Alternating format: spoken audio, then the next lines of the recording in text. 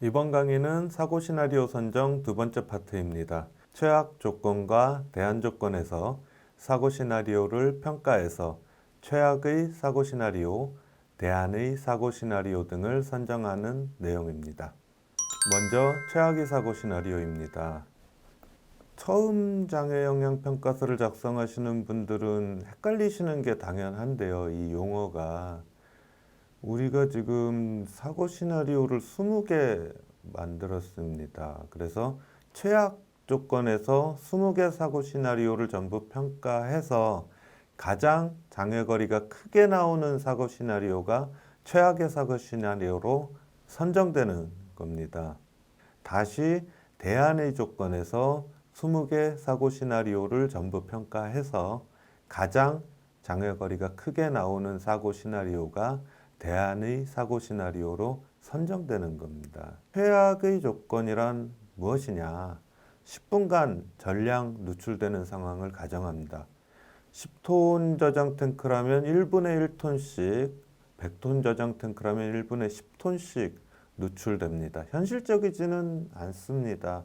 최악의 상황을 고려하는 겁니다. 최악 조건에서는 아주 잔잔한 풍속과 안정된 대기 상태를 가정합니다. 재작년이었던가요? 뉴스를 보니까 어떤 사업장에서 염소가스가 누출됐는데 바람을 타고 주변 사업장에도 피해를 주었다라고 리포트를 하더라고요. 그럼 이런 사고가 났을 때 바람이 안 부는 게 좋은 걸까요? 아닙니다. 누출된 염소가스를 주워 담을 수가 없잖아요. 빨리 희석되도록 하는 게 최선의 방법입니다. 사고 상황에서는 풍속이 높은 게 유리합니다. 대기 안정도도 마찬가지입니다. 대기가 잘 뒤섞이는 게 좋습니다. 최악 조건에서는 바람도 거의 없고 대기가 아주 안정된 상태를 가정하는 것입니다. 최악의 조건으로 20개 사고 시나리오를 평가해서 독성 영향에 대해서 장애 거리가 가장 긴 것, 또 화재 폭발 영향에 대해 장애 거리가 가장 긴 것을 최악의 사고 시나리오로 각각 선정해 줍니다. 8강에서 정리한 사고 시나리오를 제가 전부 코라에 입력해 두었습니다. 사고 시나리오가 전부 들어가 있고요. 이 상태에서 최악 조건에서 평가 수행하려면 이 계산기 버튼을 누르시면 됩니다. 염산 저장 탱크 평가 완료됐습니다. 영향 범위가 꽤 크게 나오죠. 황산 저장 탱크 평가해 보겠습니다. 영향 범위 8.4m, 최악 피해 반경 얼마 안 나옵니다. 톨루엔 저장 탱크 독성 영향은 작고 풀화재 영향은 그래도 장애까지 미치지요. 염산 탱크롤이 평가했더니 이것도 꽤 영향 범위가 크게 나왔습니다. 황산 탱크롤이 영향 범위 얼마 나오지 않았습니다. 장 내입니다. 톨루엔 탱크롤이 평가했더니 독성 영향도 꽤 멀리 나왔고 풀화재 영향도 꽤 나왔습니다. 다음으로 혼합 탱크, 이것도 양이 1000kg 밖에 안 되기 때문에 그리 크지 않게 나왔습니다. 혼합 탱크에 황산이 들어가 있는 경우 크게 나오지 않았습니다. 혼합 탱크 수산화나트륨도 영향 범위 크지 않습니다. 그 다음에 염화니켈 평가하는 건데요. 우리가 20m로 입력해 뒀잖아요. 20m 그대로 나옵니다. 황산니켈도 20m 그대로 나오고요. 그러니까 이건 사실 코라가 자기가 뭔가를 계산하는 건 아닌데 마치 자기가 계산하는 것처럼 하고 있습니다. 입력한 그대로 나옵니다. 시아나나트륨은 계산이 됐어요. 14.8m. 그 다음에 수산화나트륨 말통 25kg 밖에 안 되니까 영향 범위 크지 않고요. MEK 드럼도 160kg, 영향 범위 독성 영향에 대해서는 7.5m가 나왔고요. 화재 폭발 영향은 전체량으로 평가하잖아요. 그래서 이 정도 영향 범위가 나왔습니다. 결과를 정리한 표입니다. 피해 반경이란 사고 시나리오 우리가 입력할 때 마지막에 마우스로 위치 찍어줬잖아요. 그 위치를 중심으로 한 반경입니다. 장외거리는 사업장 경계를 벗어난 거리입니다. 사업장 외부 영향이 중요하죠. 그래서 장외거리를 기준으로 판단합니다. 독성 영향에 대해서 장외거리가 가장 큰 사고 시나리오는 이 사고 시나리오입니다. 독성 영향 최악의 사고 시나리오로 선정하겠습니다. 화재 폭발 영향에 대해서는 장외거리가 가장 큰 사고 시나리오는 이 시나리오입니다. 화재 폭발 영향 최악의 사고 시나리오로 선정하겠습니다. 사실 최악의 사고 시나리오는 코라가 자동으로 선정해 줍니다. 보여드리겠습니다. 시나리오 관리로 가시면은요, 이미 코라가 최악의 사고 시나리오를 선정해 놓은 모습을 보실 수 있습니다. 염산 저장 탱크, 염산 탱크롤이 비교해 보겠습니다. 용량은 비슷합니다. 탱크롤이가 용량이 약간 작죠. 근데 피해 반경이 크게 계산되었습니다. 왜 이런 결과가 나온 걸까요? 염산 저장 탱크에는 방류벽이 있죠. 제가 면적을 36제곱미터라고 입력했습니다. 탱크로리에는 방지턱이 있다고 가정했는데요. 그 면적을 10m, 6m, 60제곱미터라고 제가 입력을 했거든요. 결국 같은 조건이라면 이 차단 시설 면적에 따라서 영향 범위가 달라진다는 겁니다. 염산과 황산도 한번 비교해 보겠습니다. 황산의 피해 반경은 훨씬 작습니다. 참고로 ERPG2 값은요, 염산이 20ppm, 황산은 2.49ppm이거든요. 황산이 독성이 훨씬 강하죠. 근데 황산은 왜 피해 반경이 작게 나왔을까요? 황산은 증기압이 낮죠. 그 말은 증발이 잘 안 된다는 얘기입니다. 아무리 독성이 높아도 원리 날아가지 않으면 영향 범위는 아주 작을 수밖에 없는 겁니다. 황산이 대표적이고 수산화 나트륨도 마찬가지입니다. 염산 톨루엔은 둘 다 증발이 잘 되죠. 근데 왜 톨루엔 피해 반경이 작을까요? 독성이 낮기 때문입니다. 톨루엔의 ERPG2 값은 300ppm입니다. 다음으로 도금조들 전부 다 평가되지 않는 물질이었습니다. 그래서 피해 반경 20m, 그리고 장외거리는 5.1, 4.2, 4.8, 5.0 조금씩 다른데요. 5.0m가 나와야 많습니다. 마우스로 찍다 보니까 차이가 난 겁니다. 또 시아나나트륨은 고체인데도 평가가 되는 물질이에요. 특이하게도. 그래서 평가를 해보니까 오히려 20m보다도 피해 반경이 작게 나왔죠. 말통 하나, 드럼통 하나, 독성 영향 본 거죠. 피해 반경이 크게 나오기가 힘들죠. 워낙 양이 작으니까요. 화재 폭발 영향에 대해서는 전체량으로 평가하잖아요. 그만큼 영향 범위가 크게 나왔습니다. 다음은 대안의 사고 시나리오입니다. 대안의 사고 시나리오란 최악의 사고 시나리오의 대안이 되는 별도의 사고 시나리오를 만드는 게 아닙니다.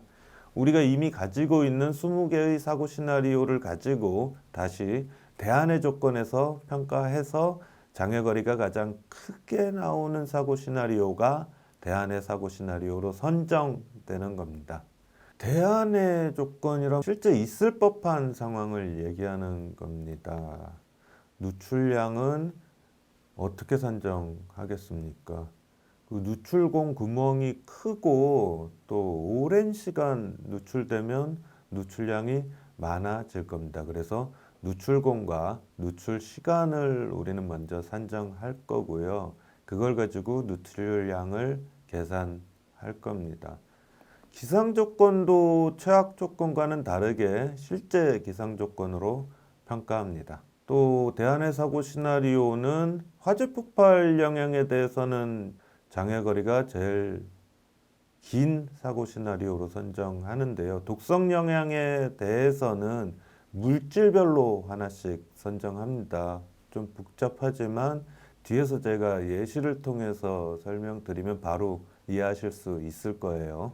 누출량을 계산하기 위해서 누출공 크기와 누출 시간이 필요합니다. 사고 시나리오를 구성하는 장치 설비, 또 거기 연결된 배관, 여기서 누출이 일어난다고 하면 배관 플랜지 틈새로 누출되는 상황이 제일 가능성이 높을 겁니다. 이런 걸 반영해서 기본적으로는 배관 직경의 20%로 누출공 크기를 산정합니다. 여기서 그런데 예를 들면 탱크로리 같은 경우에는요, 호수 접속부 틈새로 누출되는 경우도 있겠지만 호수가 아예 빠져버리는 상황도 고려를 해야 되겠죠. 그래서 이런 경우에는 배관 직경이 100%로 산정합니다. 누출 시간은요, 빨리 검출하고 빨리 차단하면 짧아집니다. 검출 시스템 등급과 차단 시스템 등급을 따져봅니다.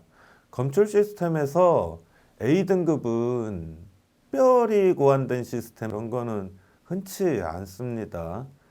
B등급 설명 보시면은요, 압력 설비라고 되어 있지만 압력 설비가 아니더라도 상관없습니다. 가스 감지기, 누액 감지기 같은 검출기가 설치되어 있으면 B등급입니다. CCTV 정도가 달려 있거나 사람이 확인하면 C등급입니다.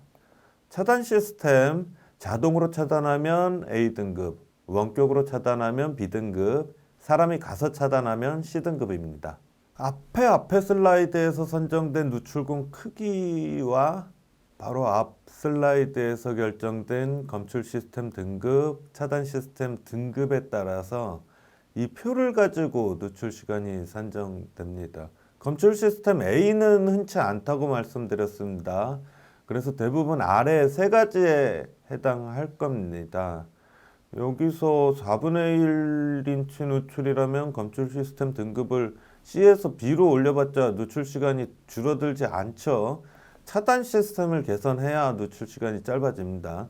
1인치 누출이라 그러면 검출 시스템을 개선해서 누출 시간을 줄일 수 있습니다. 여기서 좀 더 잘해보려고 차단 시스템을 개선해도 누출 시간이 줄어들지는 않습니다. 대안 조건에서 사고 시나리오를 분석해 보겠습니다. 사고 시나리오별로 대안 평가 버튼이 있거든요. 버튼을 누르시면요, 누출 공 크기 20%냐 100%냐 결정해 주시면 됩니다. 20% 선택했고요. 20% 100%에 따라서 누출 크기 바뀌는 것도 보셨죠. 그 다음에 누출 시간 60분이냐 40분이냐 30분이냐 이렇게 입력해 주었습니다. 그 누출공 선택, 누출 시간 입력 외에는 크게 건드릴 게 없습니다. 그래서 확인 눌렀더니 대안 평가가 그냥 완료가 돼버린 화면이죠. 대안 조건에서의 평가 결과 요약입니다. 대안의 사고 시나리오를 선정해 보겠습니다. 먼저 장외거리가 0인 사고 시나리오는 지우겠습니다. 지우고 또 지웠습니다. 이건 어차피 사고 시나리오로 선정이 안 되는 것들이니까요. 외부로 안 나가는 것들은. 네, 다 지웠습니다. 칸도 좀 넓히겠습니다. 사업장 밖까지 영향을 미친 화재 폭발 영향 사고 시나리오는 두 개입니다. 이 중에서 장애거리가 큰 것을 화재 폭발 대안의 사고 시나리오로 선정하겠습니다. 나머지는 기타 사고 시나리오입니다. 화재 폭발 대안의 사고 시나리오 선정을 마쳤으니 화재 폭발 사고 시나리오는 지우겠습니다. 독성 영향에 대해서는 물질별로 한 가지씩 대안의 사고 시나리오를 선정하셔야 되거든요.